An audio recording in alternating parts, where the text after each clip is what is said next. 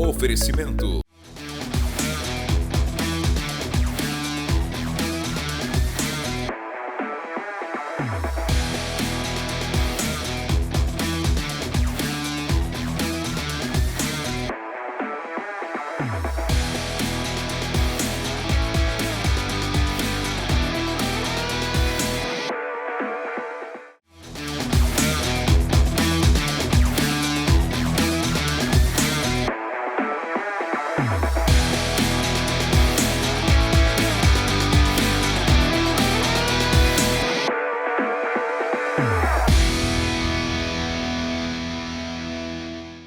Olá pessoal, começando mais um ANW, Amazônia News Weekend, e hoje temos uma super convidada mais uma vez.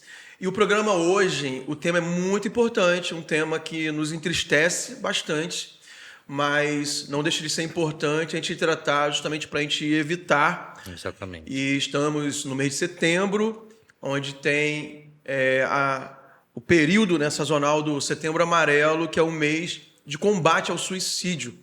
E para isso trouxemos uma profissional da área de saúde mental, saúde emocional, uma psicóloga, qual o Adilson vai fazer as devidas apresentações. Hoje nós temos uma pessoa incrível aqui, é uma sumidade nessa área, realmente uma profissional de muita excelência que tem ganhado espaço aqui em Santarém, tanto pelo seu profissionalismo, tanto pelo seu carisma, principalmente pela sua responsabilidade. E hoje a nossa entrevistada é uma pessoa que nós conhecemos também do nosso contexto. Ela canta também, né? Eu acho que foi cantando que ela conquistou o seu marido, né?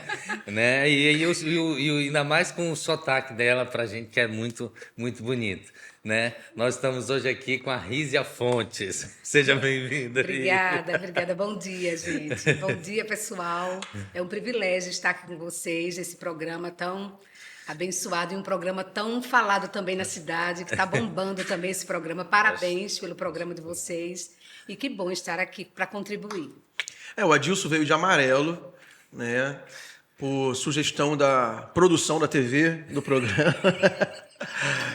E realmente, a gente vai abordar... Tudo bem, produção? Tudo bem.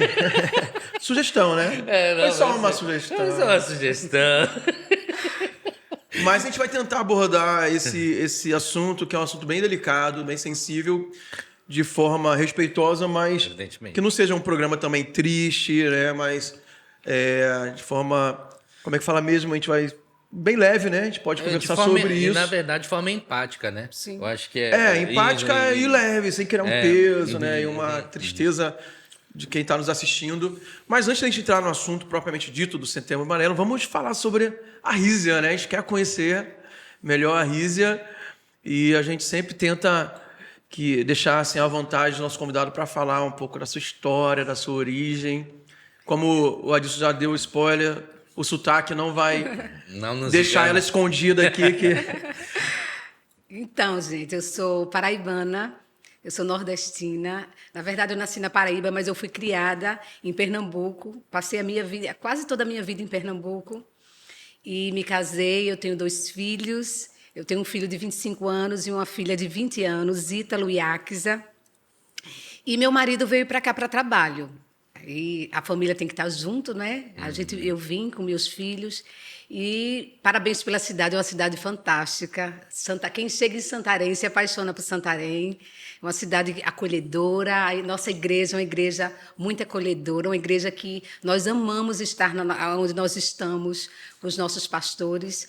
E estamos aqui. Estou muito feliz. Os nordestinos que chegam aqui se apaixonam por esse lugar. É verdade. Nós tivemos aqui recentemente as irmãs lá, né? A Maíla e a Ana. E elas falaram exatamente isso, de como elas ficam incentivando as pessoas para vir para Santarém. Tivemos também o oftalmologista Ricardo, sim, né? O doutor Ricardo. Ano passado nós ele também é pernambucano. E ele já está aqui há muito tempo, mas o sotaque dele é muito forte ainda. Como o meu, né? Quando ele chama a Marta, ele chama cantando. A Marta vai lá no consultório dele e ele diz, Marta Pepe. Aí a Marta diz essa... Marta Pepe. Mas e aí vocês vieram para cá a trabalho e como foi essa questão, essa adaptação? vocês já se sentem assim? Eu tô indo logo aqui porque a gente já fica com medo de pessoas tão legais. Porque o trabalho do Ori, né? O Ori é o esposo da Rízia. Muita Ori, intimidade, né? Mas, Pode, né? o Ori- Vou perguntar para ele se ele pode mesmo. Enfim, né? Ele tem essa questão de viajar também, tudo mais, né? E como é que fica o coração já com Santarém? Como é que vocês estão pensando? Então, é mais um desafio, né? É. A gente já ficou um tempo também, alguns anos distante também, ele indo e ia visitar, é como se fosse visitar a sua própria casa, né? E isso não foi muito bom em vários fatores e principalmente emocionalmente, né? E agora surgiu novamente mais um episódio que a gente não esperava. Nós chegamos aqui em Santarém e como eu falei, a gente se apaixonou por Santarém, disse, aqui é o lugar que a gente vai se estabelecer, aqui é o lugar que a gente vai ficar. E, mais uma vez, chegamos a esse desafio. A gente está vendo como é que vai fazer, família para estar junto. É verdade. Né? Meus filhos já são adultos, os meninos, eles querem ficar em Santarém e a gente quer abençoar, amém. Mas eu sinto que o ano que vem eu tenho um desafio Para verificar. para resolver. Estamos orando a respeito disso. Né? Sim. Tem muita gente que está orando com a gente também sobre isso. E eu quero que a gente tenha paz, que a gente precisa ter paz, né? Quando a gente vai estar no lugar, como nós estamos em paz aqui. É verdade. Quando nós chegamos aqui, eu cheguei com muitas preocupações, porque eu não conhecia o lugar, não conhecia a igreja, e nós fomos sempre de igreja, nós sempre fomos muito envolvidos em igreja, e eu me preocupava. Como é que vai ser nossos filhos, como é que as amizades dos nossos filhos, como é que a gente vai se entrosar? Gente, Deus fez tudo perfeitamente. Deus encaixou tudo e muito além do que a gente imaginava, muito além do que a gente pedia, o Senhor fez. Legal. O Senhor encaixou todas as coisas no lugar perfeitamente. E isso acalmou o nosso coração. Nós chegamos no lugar certo, estamos no lugar que o Senhor nos trouxe. Aí estamos em meio a esse desafio. Não sei como vai acontecer o ano que vem, mas amém. Eu quero ter paz. Nós queremos ter paz. Eu sei que quando a gente tem paz, é porque o Senhor está aqui, está nos direcionando da forma correta. O Adilson, ele falou sobre essa questão musical, né, no início. Sim. E eu queria entrar nesse assunto contigo, que é tão legal, né? É um dos seus talentos, né? Sim. A Rízia é uma ótima cantora. Né? Faz toda a diferença quando ela está escalada, né? Meu o Deus. Beck se encaixa perfeitamente lá. O Magno estava até cobrando agora há pouco aqui. O Magno nos tá achando bastidores. falta, porque... Né, Magno? Vamos dar uma mensagem pro Bruno aí, vamos escalar a Rízia 3 vezes no mês, pelo menos. Deixar ela descansar só um domingo. Mas como é que começou essa questão musical na tua vida? Na tua família já tem pessoas ligadas à área musical? E você foi despertada em que momento da sua vida para a música? Então, eu nasci na igreja e eu era da Assembleia de Deus e vocês sabem, a Assembleia de Deus é uma gama de pessoas talentosas, de pessoas que se esmeram na música. E eu cresci nesse meio. A família da minha mãe toda é musicista. A família da minha mãe toda canta, desde que foram criados também na igreja. E vem, né, a sucessão, né? Vai passando, né, as gerações. E eu fui criada sempre ouvindo muito música. E quando eu era criança, também era inserida na música do coral de crianças. E fui crescendo nesse mundo musical. E sempre gostei de cantar. E sempre foi, eu acredito, minha aptidão. Porque para você cantar, você precisa ter uma voz boa, né? Você precisa ser entoada, tem alguns requisitos para você ser inserido no Ministério de Louvor, você ser inserido em um coral. E graças a Deus, eu louvo ao Senhor, que o Senhor me deu esse dom, essa aptidão, e a gente exercer no reino do Senhor, né? Como é bom. Eu sou muito feliz, Você grata ao desenvolveu Senhor. na prática ou chegou a fazer algum tipo de aula?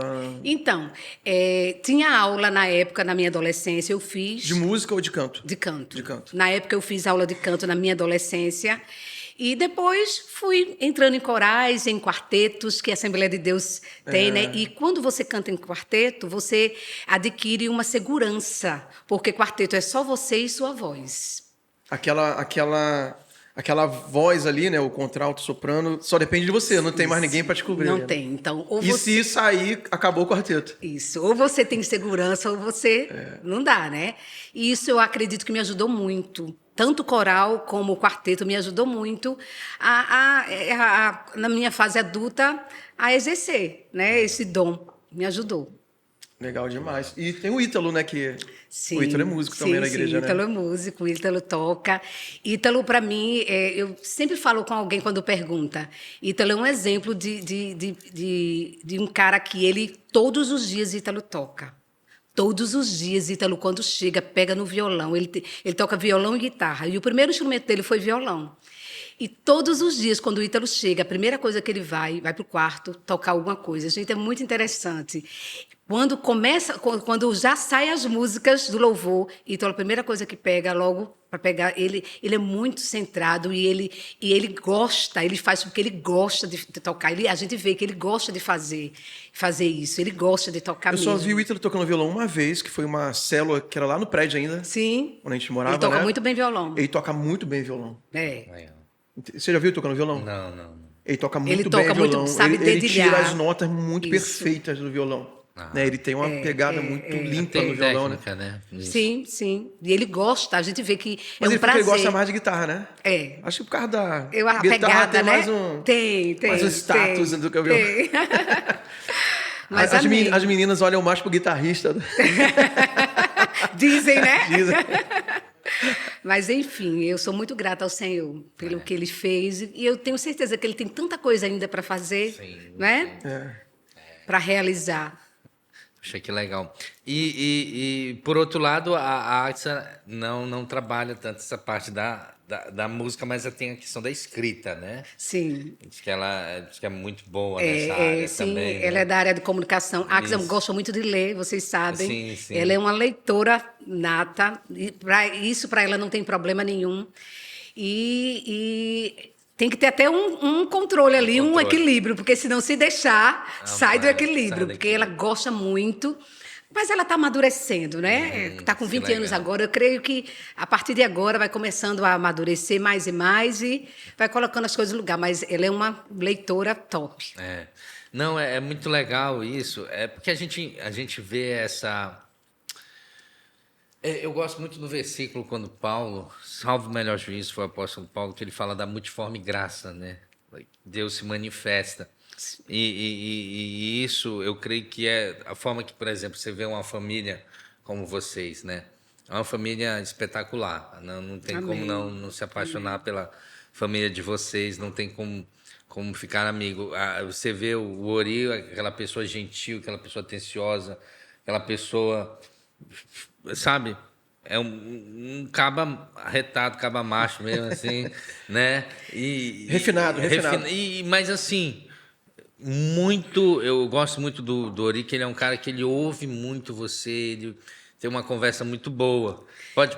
Para ressaltar também sobre ele. Gente, eu sou fã do meu marido em tantas áreas, mas uma das áreas que eu sou fã dele é o amor que ele tem dentro dele pelas pessoas. Isso que eu ia falar. Meu marido, ele me ensina tanto. O amor, ele não desiste de ninguém. Meu marido, sempre quando tem algo que acontece, eu não vou desistir dessa pessoa. Essa pessoa é valiosa. Como ele nos ensina sobre isso, eu sou fã do meu marido. Mas é isso que eu ia falar. Você vê numa família diferentes facetas da graça de Deus se manifestando e usando no reino. Por quê? Porque isso reflete no reino. É verdade. Né? Nas células que vocês lideram, nos relacionamentos que vocês estão fazendo, estão construindo, e como isso é natural. Você não amanhece, hoje nós temos... Não, é natural. E isso é muito legal. Amém. Isso é muito legal. A gente teve recentemente a oportunidade, a Marta teve a oportunidade de fazer um serviço para eles, e a Marta ficou impressionada com os feedbacks, com a forma que eles fizeram. Eu falei, poxa, mas isso é incrível, a gente fica muito feliz com isso. E a gente fica realmente feliz de ver essa família sendo usada aqui em Santarém. Amém. Né? E eu sei que Deus tem muita coisa boa ainda para fazer, né? Amém. A gente só precisa dizer, eis-me aqui. Não é? Senhor, eu quero seguir o que tu queres para mim. Quando a gente diz isso, a gente tem certeza que estamos na mão certa, que é na mão do Senhor. Que né? legal, que legal. Risa, e a psicologia? Quando é que psicologia... Quando é que você Brotou. escolheu psicologia para ser a sua profissão e a sua carreira? Então, a psicologia, eu sempre tive vontade de fazer esse curso. Desde que eu me casei, eu não fiz logo quando eu me casei, porque eu tive logo meus filhos, e a minha prioridade era criar meus filhos até um certo momento. Eu escolhi, graças a Deus eu tive esse privilégio de ficar com meus filhos um tempo, porque eu vi essa necessidade de eu estar com meus filhos, eu estar auxiliando meus filhos naquele momento, que é o momento da primeira infância, é um momento muito importante, né, para o crescimento dos filhos, os pais estarem presentes. E eu tive, graças a Deus, essa escolha. E eu sempre tive vontade, desde adolescente, de fazer esse curso. Chegou um certo momento, meus filhos na adolescência, eu disse, agora chegou o momento. Você casou bem cedo, né? Sim, casei com 20 anos. Que legal. Eu casei com 20 anos e tive logo meus 2 filhos. Eu tive logo o Ítalo e depois de 5 anos e um pouquinho tive Axa. Eu esperei um tempo, quase 6 anos, tive Axa. Aí esperei eles, como eu falei, né, ficarem terem uma certa idade na adolescência.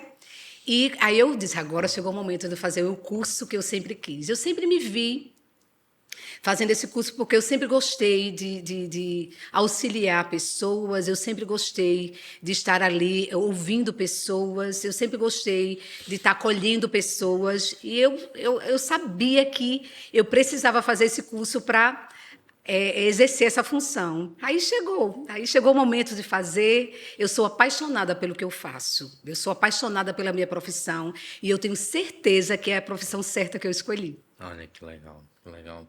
E hoje aqui em Santarém você está inserida em pelo menos 2 projetos, eu sei, Sim, né? sim. Tem o... Eu iniciei na Fundação Fundação, Lucas isso. Zuber, que até hoje, que bom, eu amo servir na Fundação Lucas Zuber, amo demais.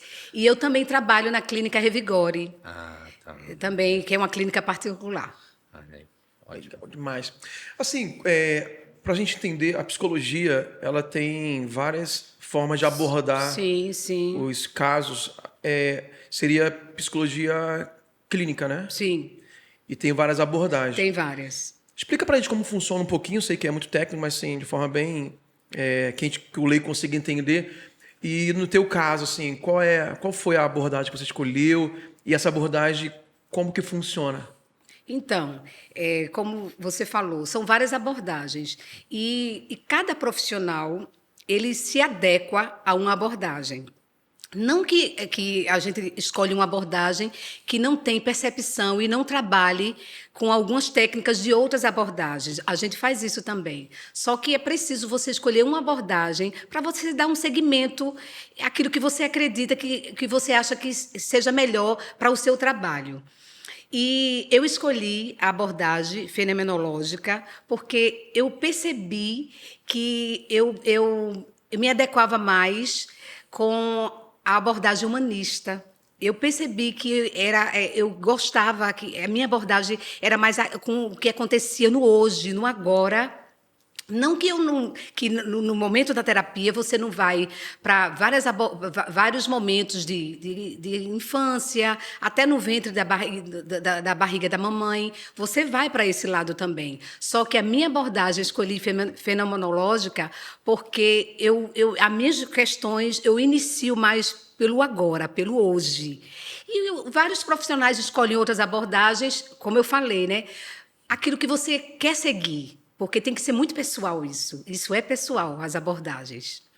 Assim, não sei se tem alguma pergunta para fazer agora, Não. mas é interessante como o profissional de psicologia está em evidência Sim. atualmente, né? Dos últimos anos mais recentes para cá, talvez dos últimos, na minha percepção, dos últimos 5 anos para cá, entrou muito em evidência porque a sociedade adoeceu bastante Sim. e não deu mais para esconder essa necessidade de procurar ajuda de profissional de psicologia.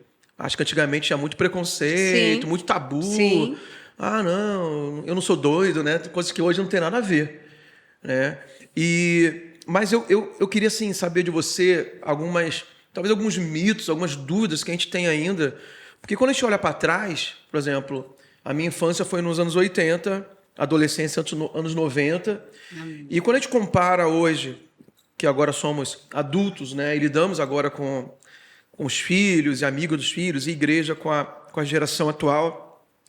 Eu fico pensando, mas esses dilemas que eles têm hoje, eu não lembro de ter convivido com isso no passado, nem pessoalmente, e nem ver os meus colegas e amigos conversarem sobre isso. Eu não sei se não existia ou se a gente não tinha uma forma de qualificar e perceber isso.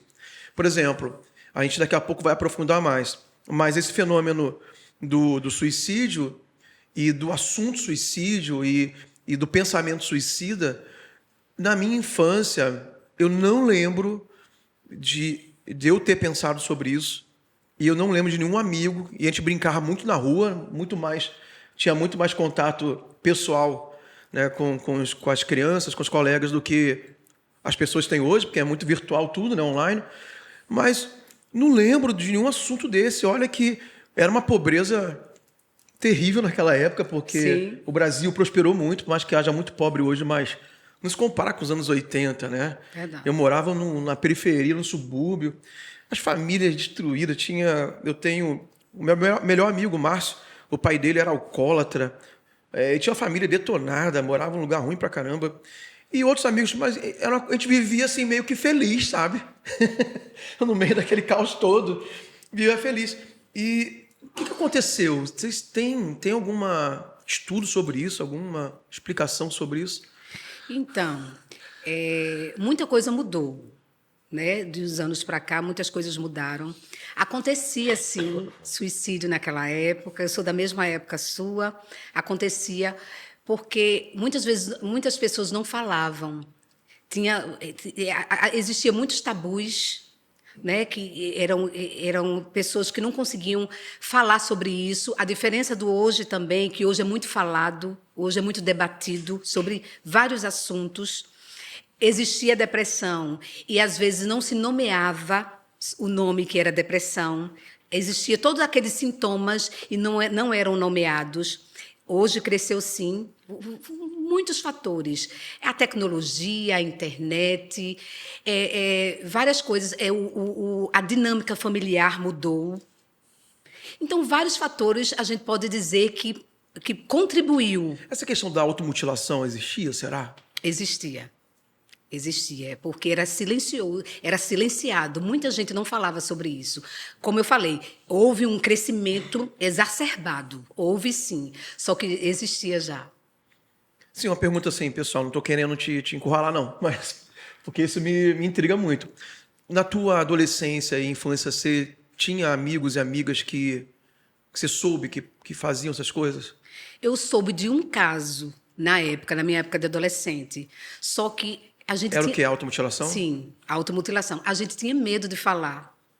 Ninguém comentava sobre isso. Eu soube que tanto a pessoa eu conhecia assim de vista, mas ninguém falava sobre isso. Aí hoje, que bom que hoje é comentado, hoje é falado, hoje é discutido, hoje é debatido, para ter essa prevenção. Eu creio assim, pastor, o senhor está falando, eu não sei porquê, mas me veio duas músicas que retratam muito um pouco o que o senhor fala aqui, apesar não são músicas cristãs, mas, por exemplo, a música Alagados, do Paralamas, ele tem uma parte lá que ele fala arte... Alagados, cristal, favela da Maré. Entendeu? Exatamente. É bem carioca.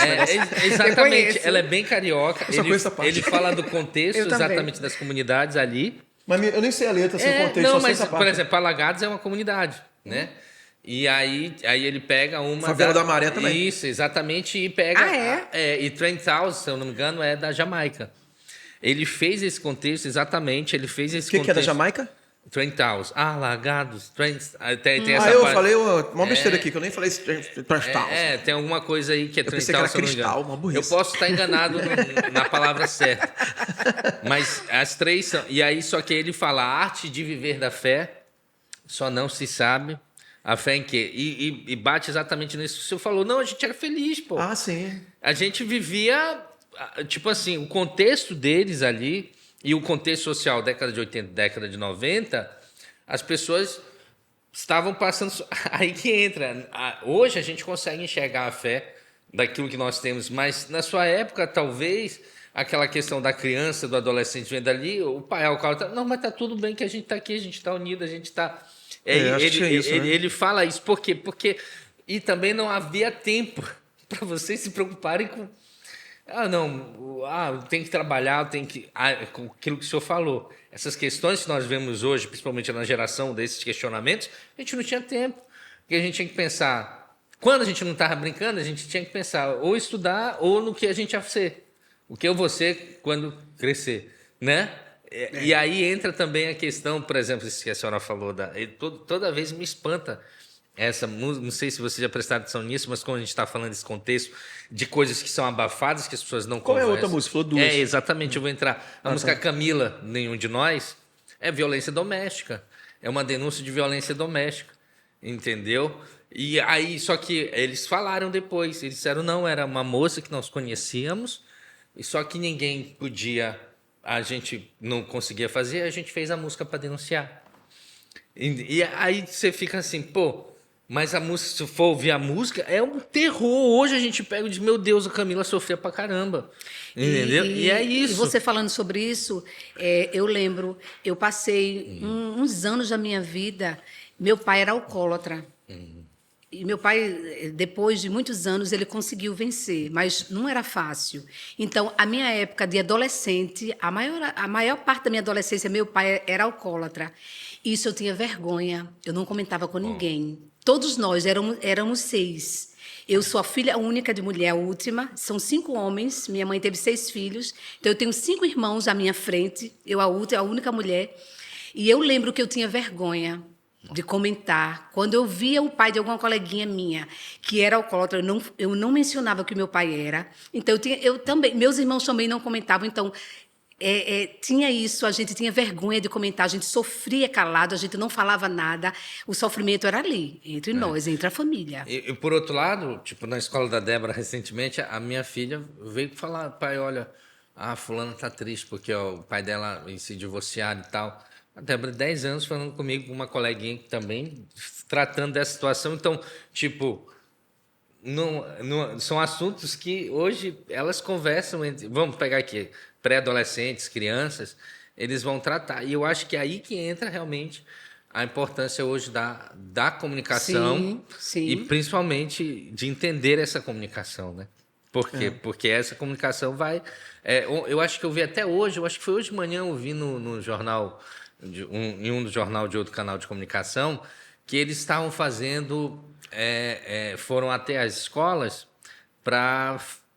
no projeto Setembro Amarelo, para falar ver a comunicação das emoções das crianças. E aí ela disse, olha, as crianças são as primeiras que veem que o coleguinha está triste, vai ajudar, que tem essa questão de, pô, por que o coleguinha está calado e tal. Muito importante. E hoje isso é incentivado, mas na nossa época... fulano está na dele ali e tal. Agora, e até a função do professor, não é? Exatamente. A função do professor, como é importante ECA ele ter esse olhar, especificamente sobre isso. Ficar observando, porque ele passa muito tempo com os seus alunos. Esse olhar clínico, esse aluno não chegou bem, esse aluno está muito quieto, ou então está com esse comportamento que não está adequado, esse comportamento ele não tinha, por que ele mudou o comportamento? Sim. A função do professor é tão importante numa sala de aula, até para prevenir. Tem uma questão que é discutida até em algumas séries, né? Isso é discutido quando lança filmes e séries com temas sensíveis. Se a divulgação do assunto somente ajuda ou até pode despertar aquilo. Tem uma essa discussão, série, né? Tem essa discussão. Tem uma série que eu acho que tem até a 3ª temporada, mas eu assisti 2, que é 13 Razões Por Quê, né? 30 Reasons Why, né? 13, né? Reasons Why.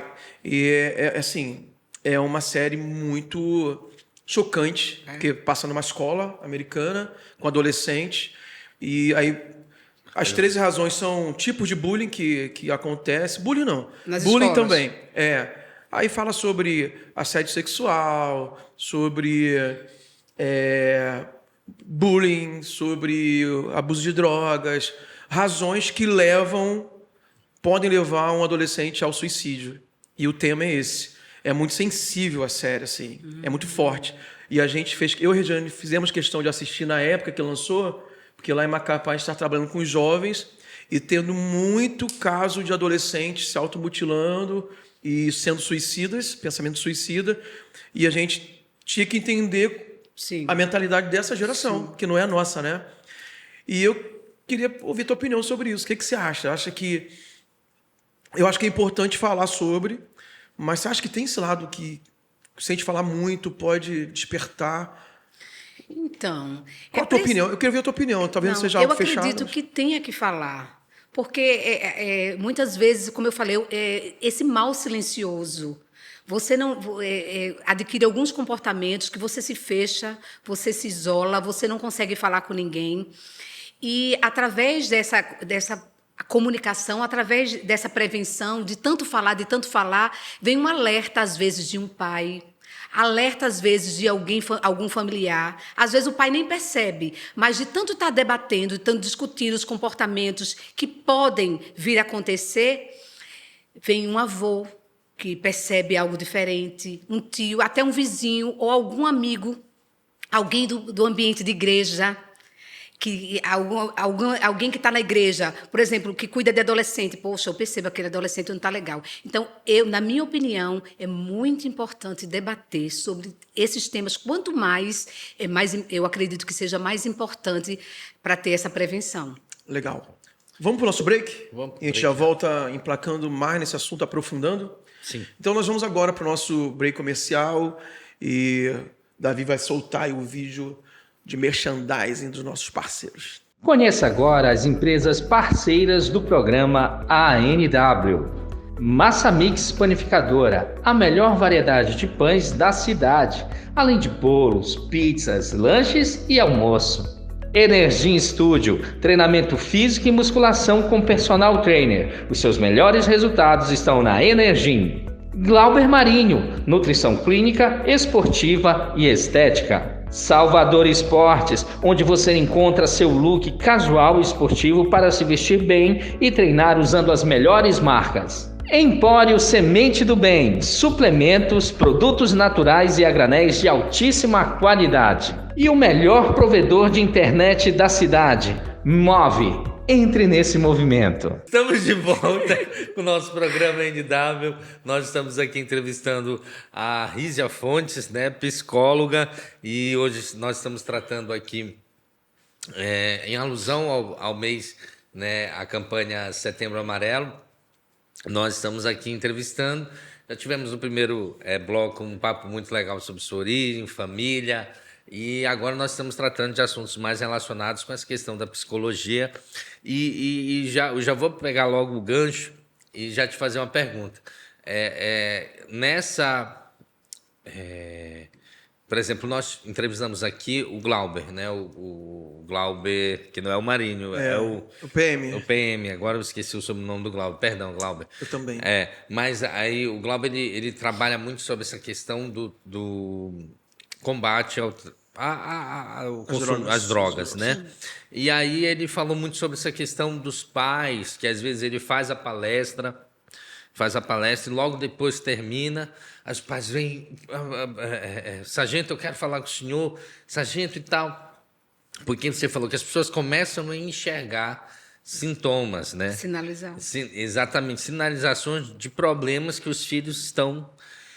Como é que você aborda isso, ou palestras, ou com a sua, com os seus pacientes, ou até dentro dessa questão do Setembro Amarelo? Quais são os sinais que vão sendo deixados, que a família precisa prestar atenção, que as pessoas ao redor precisam prestar atenção? Então, essa campanha, como foi importante, né? Essa campanha iniciou em 2015, aqui no Brasil, né? Foi uma campanha para prevenção, realmente, sobre esses casos, né? Prevenção para a população, para ter esse olhar mais, vamos dizer assim, mais, como é que a gente pode dizer? Um olhar mais cuidadoso, mais focal sobre esse assunto abordado. Então, tem algumas características que a gente pode perceber que o indivíduo começa a sinalizar. falta de cuidado pessoal, que começa desmotivação. Além desse falta de cuidado pessoal, começa a se isolar. O indivíduo começa a se isolar, começa a não querer fazer as atividades que fazia antes, perde toda a motivação de fazer as atividades que fazia antes. Além de perder essas atividades, tem pensamentos que não têm segurança, eles não têm perspectiva também de um futuro, não têm esperança do que vai acontecer, não conseguem mais fazer projetos, não conseguem mais sonhar. Eu sempre falo, quando a gente sonha, traz esperança. A gente não pode perder os sonhos. Os sonhos nos trazem esperança. E todo ser humano precisa sonhar, né? Então, tem alguns fatores que contribuem para você começar a observar que está sinalizando algo diferente ali, que tem algo que tá diferente ali. A baixa autoestima, você começa a se sentir totalmente incapaz. Então, quando você começar a observar esses sintomas, tem algo diferente, são os sinais que começam a aparecer, que você começa a observar que tem algo ali diferente. Nós temos... Eu estava lendo um pouquinho antes de começar a gravação do programa sobre o Setembro Amarelo e essa questão do suicídio. Sim. E tem um dado muito alarmante, que até a Risa depois, a gente estava conversando nos bastidores, existe uma média triste, né, de cerca de 700 a 800 mil casos de suicídio por ano. Por ano. Meu Deus. No mundo, né? Dados da OMS. Fora aqueles que não são contados, que ocorrem, né, em cidades pequenas, em outras situações que às vezes não são contabilizados. Fora. E isso é muito alarmante, porque às vezes a gente, como a Risa falou, é algo muito silencioso. É um mal silencioso. O processo todo que gera o suicídio. E acaba que, eu não sei o porquê, isso não é divulgado, embora tenha aquele cuidado também de não divulgar a ponto de incentivar, mas também acho que, não sei, o governo poderia e as entidades civis também fazer, além do setembro, né? E ter um cuidado maior com esse assunto, porque muita gente está sendo perdida. Sim. Como fazer um programa, não é? Como fazer um programa de escuta, de tratamento. Sim. Eu não sei quantas vagas de psicólogos tem. O governo, através do sistema de saúde, dispõe para a população, porque às vezes não dá para pagar, né? Verdade. E em Recife, em Pernambuco, eles têm um programa. Um programa, um autoatendimento, inicia-se por um telefone, não sei se aqui tem, eu ainda não soube, mas lá tem um programa, inicia, como eu falei, autoatendimento, você liga para lá, aí se perceberem que você precisa de um acompanhamento, aí tem uma instituição lá no centro de Recife que você é atendido. Voltado lá tem ao suicídio programa, ou qualquer sim, voltado ao questão suicídio. Aqui em Santarém a gente tinha o CVV. Acho que tem em todo lugar o CVV. O CVV. Eu estava tentando lembrar essa sigla. Esse é o CVV. Até a mãe do Marcos Souza, conhece, né? O Marcos Souza? Sim. Ela cuidava, dona Olga. Eu não sei como está hoje aqui, mas ela era muito, muito importante esse trabalho que ela fazia. Eles ficavam também no telefone recebendo. Exatamente. Né? Que legal. E aí tem também, a gente sabe que o poder público, na verdade, dentro até do sistema, as pessoas têm que... Nós temos o SUS, né? E dentro da perspectiva da Seguridade Social, que é Previdência, Assistência Social e Saúde, o SUS ele é de acesso universal. Então, ele vai tentar trazer também, através dos CAPs, né? Sim. Dos CAPs, o acesso à população. Então, às vezes, as pessoas realmente não sabem, mas é aquilo que a Priscila, não sei se eu lembro da Priscila Leite, que nós entrevistamos aqui, falou, que às vezes as pessoas não vão até o posto de saúde, lá, que é o mais básico, para começar atenção um atendimento. Básica. A atenção básica. Isso, a atenção básica. Isso, e a atenção básica vai. Lógico que. E eles encaminham. Exatamente. Vai primeiro, o acesso é a atenção básica. Né? Eu acho que em todos os estados é assim. Aí lá tem os encaminhamentos. E o CAPS é um deles. Mas eu acho que as pessoas, a população em geral, não sabe que o posto de saúde é a porta de entrada para receber um tem tratamento. muita gente que não sabe. Tem isso. Eu penso assim, porque eu sou leigo, né? mas se eu tivesse que procurar um programa de assistência psicológica, eu não saberia que seria pelo posto de saúde.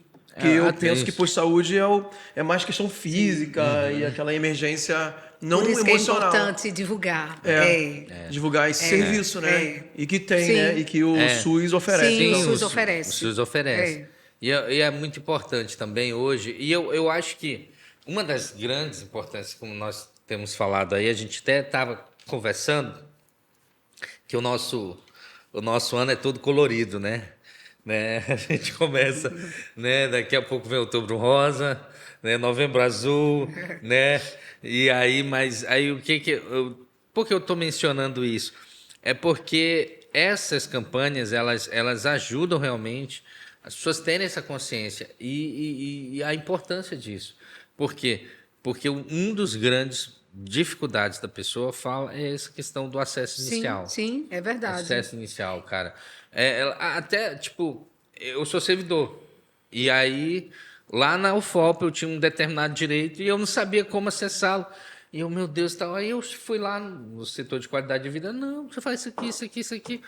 Eu falei, mas rapaz, é uma coisa que a gente tem Informação. direito. É informação. A palavra é essa. E eu lembro que o pastor falando, né, sobre que antigamente não se ouvia muito. E hoje ainda existe, né, esses tabus, mas hoje eu percebo que foi quebrado um pouco, falando sobre os atendimentos, né, tanto psicológico como psiquiátrico. E ainda existe alguns tabus. Eu ainda encontro algumas crianças quando chegam no consultório dizendo, né, meu colega falou que se eu estou começando a fazer atendimento é porque eu sou doido, é porque eu tenho algum problema, que eu sou problemático, né? Hoje foi quebrado, que bom, que por isso que é importante falar sobre isso, por isso que é importante estar sempre debatendo sobre esses temas. Por quê? Porque, infelizmente, ainda existem pessoas que têm esses pensamentos, né? Vai procurar uma ajuda, vai procurar isso é para quem é doido, tu é doido? Né? É uma fala, né? Ainda existe essa fala, mas que bom que por isso que estamos aqui debatendo hoje para desmistificar. Né? A palavra, eu acho que é tudo isso que é necessário. Todos nós temos nossas dificuldades, todos nós temos nossos problemas e às vezes problemas que a gente não consegue lidar com esses problemas. E por que não procurar um profissional que possa ajudar? Justamente. Né? É importante isso. E acho que tem, assim, tá nesse caminho de mudança realmente. Por exemplo, eu tenho um sobrinho de 13 anos. Ele não conta. E ele tem um grau de autismo. Tá. Então, desde cedo, assim, não, a minha irmã... Porque ele é gênio também. Ele é gênio. Ele é um gênio. Eles adquirem uma habilidade especial. E ele, há muito tempo, a minha irmã leva ele no psicólogo, porque tem algumas demandas, né? E ele, assim, para ele é tão natural, porque hoje ele vai sozinho, porque a minha irmã está trabalhando, né? Aí ele já sai da escola, aí eu estava lá no Rio agora, Bernardo, tu vai vir para casa do avô dele, meus pais, né? Não, eu vou primeiro no psicólogo, depois eu vou... Então, eu falei, não... E eu vejo pessoas hoje procurando os psicólogos não porque está naquela extrema crise, mas como realmente como a gente vai nos outros médicos, né? Para fazer uma até manutenção. Um preventivo. Sim. Eu acho legal. Eu também, é muito importante. Eu fico tão feliz quando chega alguém e fala, não, eu vim porque eu comecei a sentir algumas coisas, eu quero já prevenir. Que coisa boa, né? Você ouvir para vocês, então, é bem melhor de tratar ali do que aqueles casos bem graves, né? Na verdade, cara, me veio em mente agora aqui, cara, Tempos Modernos, do Charles Chaplin. Porque... O homem resolveu abrir a tampa do baú hoje, né? É música, é filme, é uma enciclopédia ambulante esse menino. Obrigado. Que isso? Obrigado. Que é isso, Varão? Pense num homem inteligente aí. Varão conhecedor, Varão. Não, mas é porque Tempos Modernos, ele faz essa crítica exatamente ao problema aquela parte que... Aquela cena é fantástica que o Charles Chaplin sai apertando os botões, os parafusos, que dá um surto. Ele teve um surto psicótico, não sei se é essa a palavra, mas ele surtou porque ele chegou uma hora que ele não conseguia mais trabalhar, era muito mecânico lá. Tu lembra dessa cena? Não, eu não assisti. Cara, tu assistindo na hora que tu vai dizer, o homem surtou. Você com conhecimento, uma vez ele Ou surtou. então um pico de estresse muito grande. Exatamente. Na verdade, eu acho que é pico melhor de isso, estresse. pico de estresse para não ser exacerbado. Mas aí o que acontece? Ele sai amarrando assim, apertando.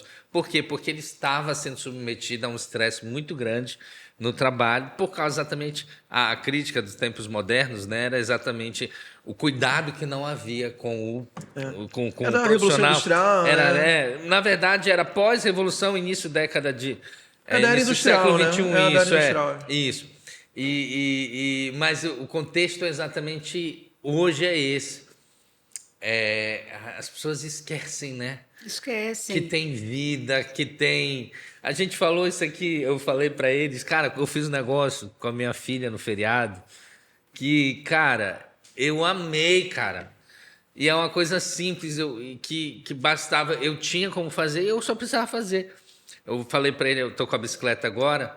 Teve um amigo que me fez uma transição abençoadora aí, e aí eu tô com a bicicleta, a Débora já tinha dele, aí eu coloquei comprei o transfer bike, que a gente chama. Coloquei a bicicleta e todo tempo eu falava com ela, filha, olha, a gente vai andar bicicleta juntos e tal. Ela, não, tá, pá. Não foi no feriado, eu falei, galera, tá todo mundo 7 da manhã. Aí a gente foi pro bosque. Quando a gente chegou no bosque, infelizmente, a gente descobriu que dentro do bosque não pode andar de bicicleta. Lá dentro não pode. Aí eu falei, e agora, Débora? Eu falei, pai, bora andar. Eu falei, tá, olha, você vai na frente, eu vou atrás. Cara, eu e a Débora, a gente deu uma volta no quarteirão, fomos na Anísio Chaves. Legal. E ela tava comigo, ela, bora disputar a corrida. Eu falei, filha, não dá aqui, mas... Aí eu olhava, agora vai. Aí a gente ia. Terminou, a bichinha tava suada, mano, cansada, assim. Mas aí ela quer de novo, quer fazer. Ou seja, são coisas simples. Coisas simples. Eu sempre falo isso para os pais. Que muda a rotina e que vai marcar. Sim, tem pais que não têm aquele tempo, né? Aquele tempo que eles se cobram muito, né? Eu queria ter mais tempo. Eu sempre trabalhei muito com família, porque eu sempre trabalhei com criança. E quem trabalha com criança, trabalha com a família, né? E eu sempre falava, o importante é o seu tempo de qualidade. Não adianta você estar o dia todo e você não ter o tempo de qualidade com seu filho. Gere esse tempo de qualidade. Cara, isso pra mim... Isso é o importante. E é interessante, por quê? Porque eu sei que o entrevistado não sou eu, tu tá querendo rir. Cara, esse cara... Mas é porque a gente tá discutindo. Sim, sim. Ninguém tá discutindo. Você tá fazendo... É um solo agora. Não, eu tenho que segurar ele, cara. Não tem jeito, menino. Não é segurar, mas tá no contexto... É o calor do momento. Não, mas tá no contexto exatamente de você ver os sinais, cara. Os sinais que tanto a gente como trabalhador, porque aqui a gente tem que ter esse contexto. Se a gente for analisar aqui, somos pais de família, somos trabalhadores, o senhor tem a questão do seu trabalho, que além de ser um trabalho nobre, mas que demanda muito, porque o senhor todo dia é psicólogo, né? Porque pastor tem muito, ele tem pastor, ele tem um mercado de frutas, né, para tratar às vezes, né? Abacaxi. Acho legal esse tema. Eu estava pensando quando você estava falando, até para Rízia, que eu acho que pode ser também um sintoma que agravado pode levar ao extremo, né? Que a gente está falando de suicídio, que é muito também falado hoje, que no passado ninguém usava a terminologia do burnout, né? Do burnout. Que vem por esse excesso. Você estava falando do estresse lá, do estresse do trabalho. Sim. E tem muita gente hoje que pensa que é um cansaço normal, mas existe hoje como identificar isso que chama burnout. Existe sim. Inclusive, eu falei sobre isso... Você pode explicar o que é burnout pra gente? Sim. Eu falei sobre isso a semana passada. Burnout. Lá na concorrência. Na concorrência, foi. Então, lá no outro canal, como é que... Porque no Instagram não pode falar o TikTok, eles falam lá na outra... Lá na outra rede, Não sabia não.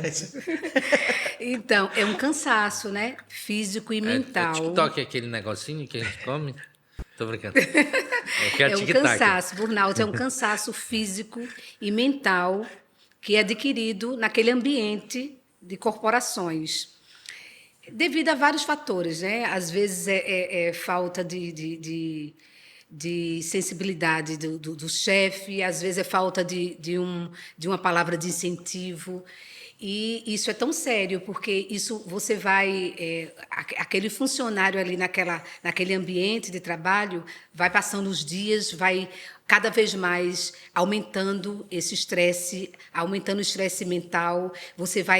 Começa um cansaço excessivo, às vezes não é nem do corpo, é a mente. E você deixa de produzir, você deixa até mesmo de ter criatividade naquilo que você fazia.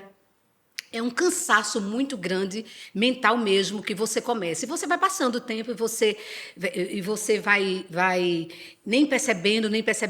Tem pessoas que chegam a ser hospitalizadas devido a tanto cansaço mental e esse estresse mesmo. Aí, rapidinho, aí você vai falar, isso é frescura.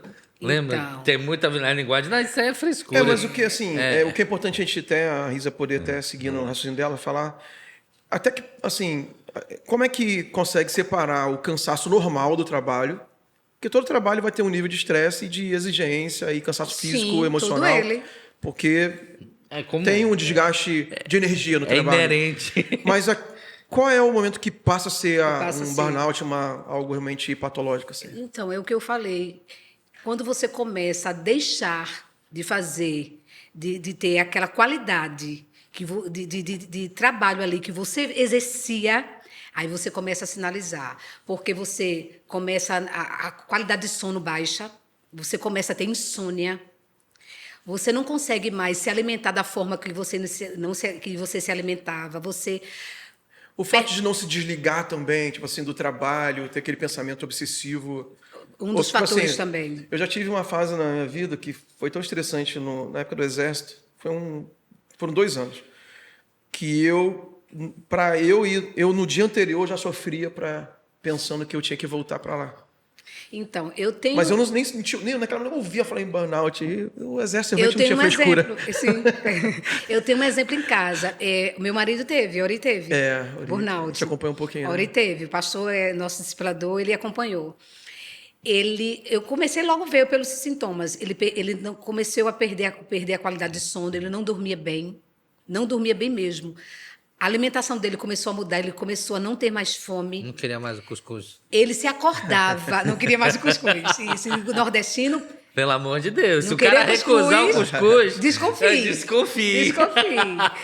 Ele começou também quando se acordava, alerta. Ele ficava em alerta 24 horas. Tá doido. Pensamento acelerado 24 horas. Se acordava, tenho que fazer isso. Ai, meu Deus. E quando se acordava, o batimento cardíaco começava a acelerar, porque pensava já nas coisas que tinha que fazer. Então, eu comecei logo a me preocupar. Eu disse, epa, isso aí... onde mesmo? Tô brincando. Eu disse, epa, Tô brincando. tem algo errado aí. Tu atende onde mesmo? Eu comecei a sinalizar, eu disse, tem algo errado aí. Aí eu sentava ele e começava a conversar com ele sobre isso, até que, graças a Deus, Deus sabe de todas as coisas. Ele está em outro emprego, glória a Deus, a gente tem que agradecer por tudo. Deus é bom, né? Deus é bom. Deus que ele nem precisou pedir demissão, ele foi demitido. Né? Graças a Deus, isso a gente tem que sinalizar. Essas coisas têm que ficar em alerta. Cara, porque é muito louco a perspectiva de que a gente, literalmente, nós às vezes achamos que nós não temos limites, assim, e nós não estabelecemos limite, né? E eu digo em tudo, né? Por exemplo, ministério, né? A gente já teve situações, assim, não vou entrar em detalhes, mas a gente teve uma situação na igreja que eu nunca esqueço, que a pessoa estava, mas às vezes era uma pressão que ela se colocava, mas ela teve era uma reunião e a pessoa simplesmente levantou e disse, é muito relatório, é muito... Surtou. Saiu andando e todo mundo... No meio da reunião, a pessoa, é muito relatório e tal, e saiu andando. Cara, no dia que eu subi, eu falei, meu Deus, se a pessoa chegou nesse ponto... Sim. Já estava sinalizando, Já viu? estava assim, entendeu? Na verdade, eu acho que já chegou no limite. Sim, chegou no limite. Dali, qualquer coisa poderia acontecer. Sim. Eu acho Entendeu? que nesses casos, porque são coisas tão subjetivas, né? Lógico, Que são subjetivas. acho que o isso. principal, e a informação traz isso, né, Rizia? É isso. A gente saber o limite, o nosso limite. Sim, pastor. Porque no ambiente coletivo, né, no caso, você está na universidade, Sim. você está lá na tua empresa, eu estou no ambiente de igreja, e dependendo da liderança, né? E cada lugar tem o seu líder, o seu ritmo de trabalho, vai ter aquela batida ali. Sim. Tem gente que tem resiliência para ir adiante, quer mais, né? E ainda acha pouco, né? E tem outros que já estão se arrastando. É por isso que é legal aquela passagem lá de Davi, né? Em que eles vão resgatar seus familiares que tinham sido levados para os exércitos inimigos, Ziklag, né? E que tinha alguns que não aguentavam mais. Eles estavam vindo de outra campanha militar e tinham que sair para outra guerra para resgatar os familiares.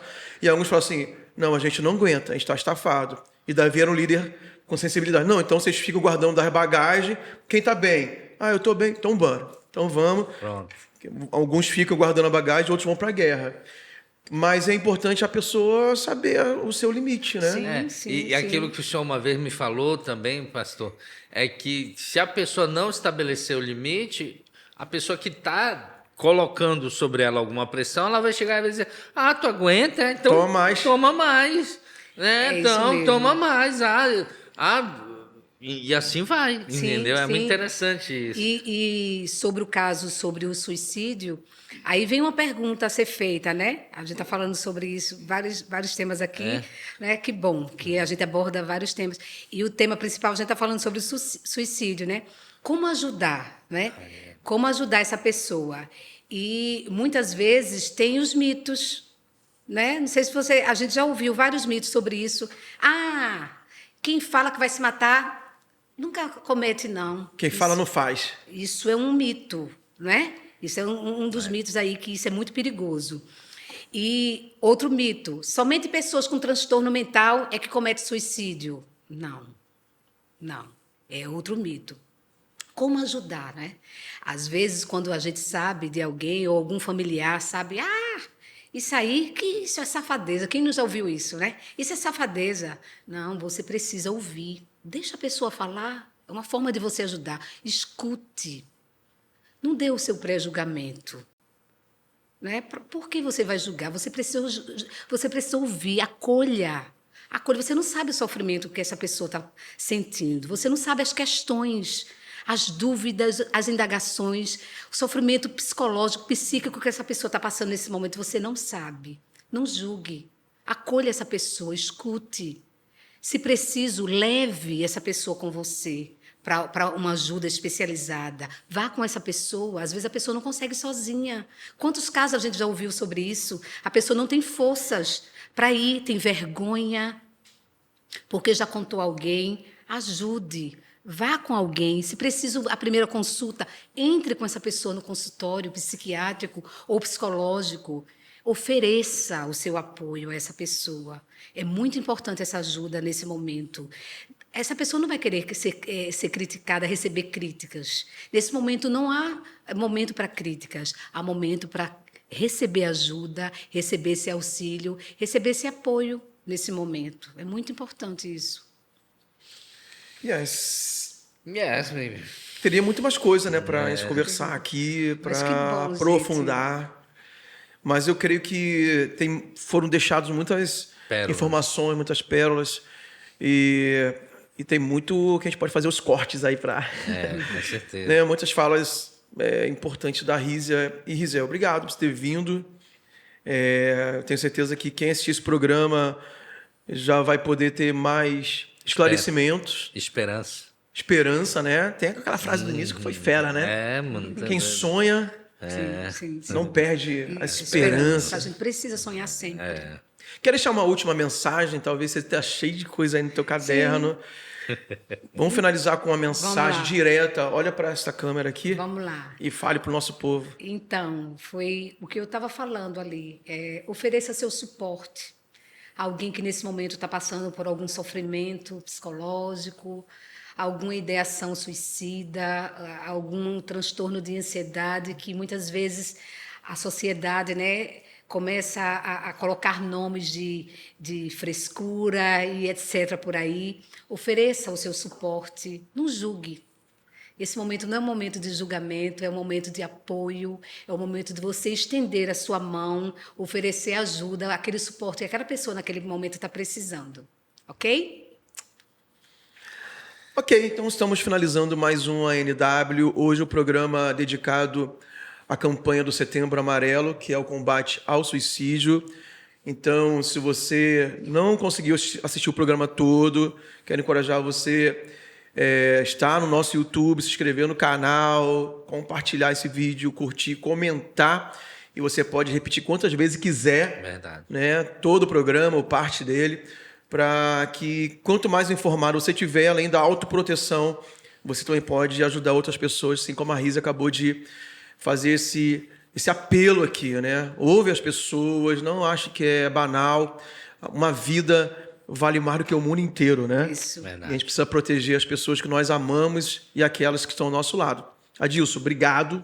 Tamo junto. Tá de amarelo aí. Verdade. 100% na campanha. 100%. E a TV Amazônia, é muito importante esse despertamento. Eu vou pedir para o nosso jornalismo aprofundar essas pautas durante esse mês, principalmente, né?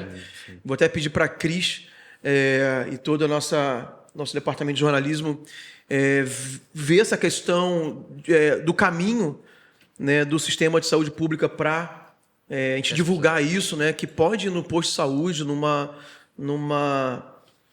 como é que chama mesmo? Atenção básica. Mas não é UPA, não.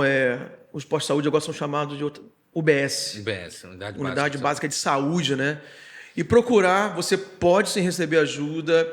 E eu não sei se é para divulgar aqui, mas por causa da criação de demanda, mas na nossa igreja, né, na Paz Church, nós temos a nossa fundação, a Fundação Lucas Huber, que é o nosso braço social. Sim. E nós temos alguns psicólogos atendendo. Eu vou pedir até para o nosso editor Felipe colocar o contato lá da Fundação Lucas Huber para você poder procurar e solicitar, né, o atendimento psicológico. Inclusive, a Fundação Lucas Huber está numa campanha esse mês sobre Setembro Amarelo. Estamos colocando algumas caixinhas em alguns locais, algumas caixinhas de perguntas, de algumas coisas que você gostaria de perguntar, você gostaria de conversar, você escreve ali, procura os lugares que tem as caixinhas, você coloca ali, a gente vai fazer um trabalho muito legal aqui na cidade. Legal. Então, Fundação Lucas Huber também tem uma porta, quem sabe você consegue uma oportunidade para ser atendido. Ok? Ok. Pessoal, tchau, Deus abençoe. Tchau. Até o nosso próximo encontro aqui na TV Amazônia.